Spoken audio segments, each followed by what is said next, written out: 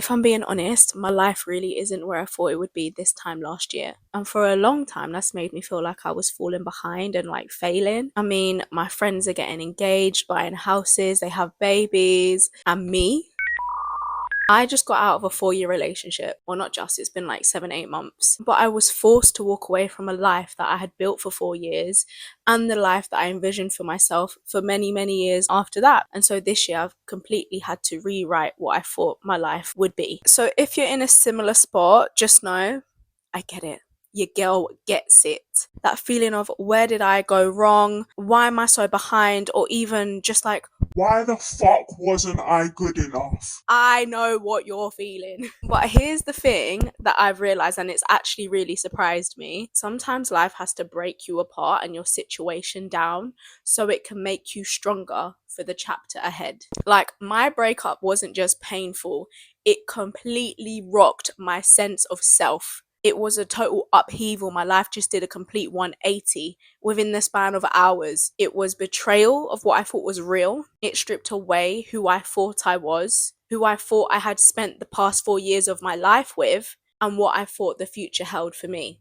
And at first, I honestly felt like I was losing my mind, like I'd lost everything. But over time, I realized it was actually making space for something I didn't even really know that I was neglecting or needed. And that was myself. So if you're watching this, you've probably had a moment where everything that you felt was stable just crumbled in front of you.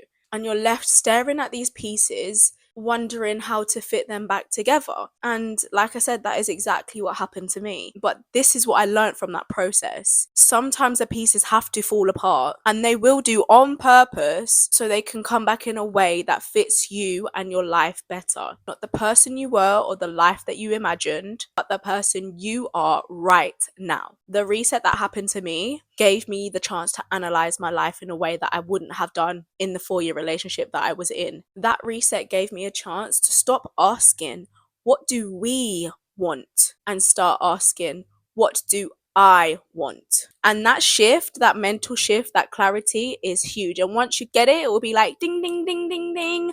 You won't even recognize yourself anymore. And I'm not saying that it's easy, and I'm not saying that it happens overnight or like a eureka moment. You really do have to work for it. But when it happens, it's the best thing you'll ever experience. So say for example, for me, that shift was found through my weight loss. Like this year I've lost a significant amount of weight. I've lost about 100 pounds now, which is around 45 kilograms or 7 stone if you're in the UK. And this year I've not just lost physical weight, but I've also lost the emotional weight that I didn't even realize I was holding, especially in that relationship. For example, a feeling of being unworthy or unwanted or undesirable purely because of my appearance and my size. This year I have slowly begun to address those wounds, and that wouldn't have happened if I didn't lose weight, and I wouldn't have lost weight if I didn't get out of that relationship. But losing weight finally allowed me to realize that I shouldn't be living life through the expectations of others based on what I look like, what my appearance is, how I talk,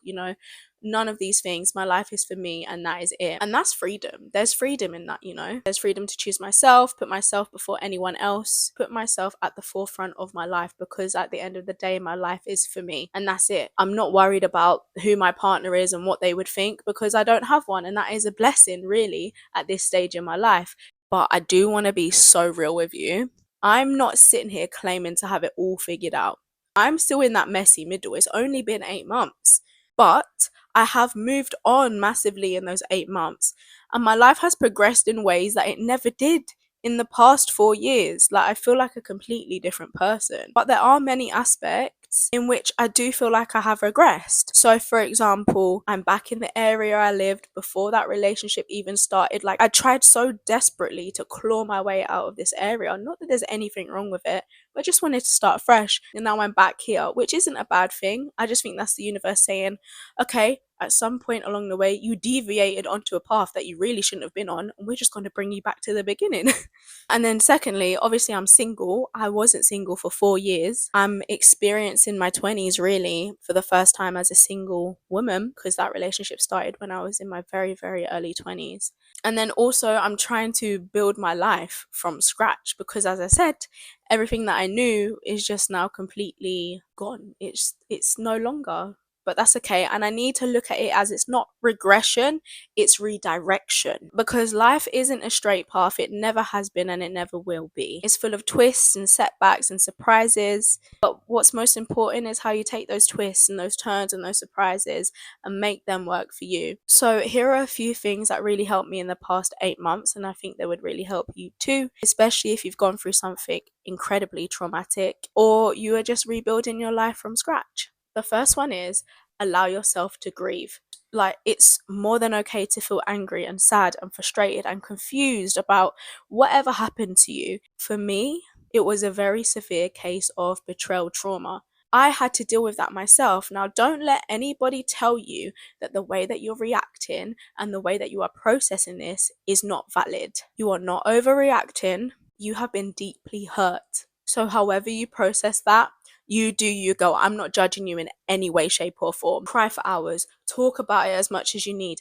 Get that shit out of your system. Your grieving process is for you and you alone, and only you know how to process your feelings in the best way for your body. And if you don't, go seek some help, girl. Like, go speak to somebody, go learn some coping mechanisms. But at the end of the day, your feelings are valid and you need to allow yourself to grieve or just process any negative emotions you have. Number two is to ask yourself what you really want from life right now. Not what others expect from you, but what you want. So write it down, journal it, write a letter to your future self. Get really honest with yourself and analyze the parts of your life or yourself that you're not happy with right now and fucking change it. Build a life that is fulfilling to you, not what you believe others will be envious of.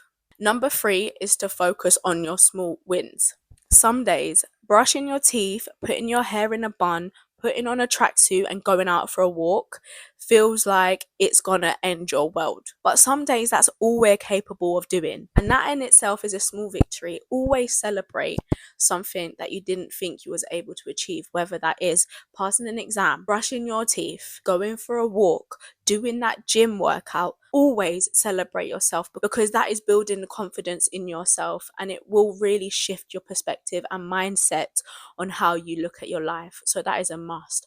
Number four is to find your me time. This is going to sound really cliche, but do the things that make you feel alive. That might be exercise or reading or just sitting quietly in a room, staring at the ceiling. Just do whatever makes you feel like you are recharging your energy, your soul. During my initial recovery from betrayal trauma, I wanted literally nothing to do with the hobbies that I once identified with. So, like, I was really big on journaling, scrapbooking, playing video games, listening to music, watching reality TV. And during that initial period, I just couldn't do it. I couldn't bring myself to do it. You know, once my heart had broke, the things that I once found pleasure in were no longer pleasurable, because I guess it sort of reminded me of that life, that version of me that just was completely broken. And so I couldn't physically bring myself to do those things. And what I did instead was I just started walking. I started walking for miles and miles and miles, and that served me very well. So if you're also going through a complete life change, which you didn't anticipate,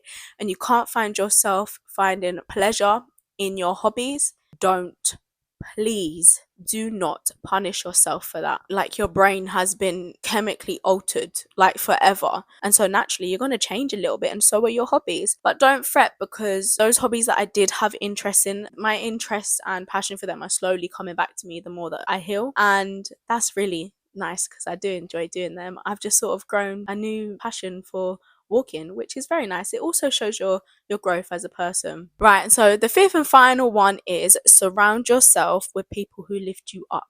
This could be your childhood friend or a friend that you met a week ago. It could even be online communities. Connection to humans matter. It's what we crave. So go out, find a new friend, rekindle with an old friend, make memories with people. I know it's easier said than done, especially when you hit adult age. It's very hard to find new friends, but there's a friend out there patiently waiting for you, and they don't know how much they need you as much as you need them. So go find them, go have a blast with them, go make memories, and have the best time of your life, okay? So to wrap that all up, if you're watching this and feeling stuck, know that I'm 26, unemployed and single too, and that's okay, bestie. Your story isn't over, it's just beginning. We still have many more beautiful years ahead of us. Just remember that sometimes the hardest endings are the beginning of your greatest growth. Thanks so much for listening. I'll see you in the next one. Lots of love, Tia.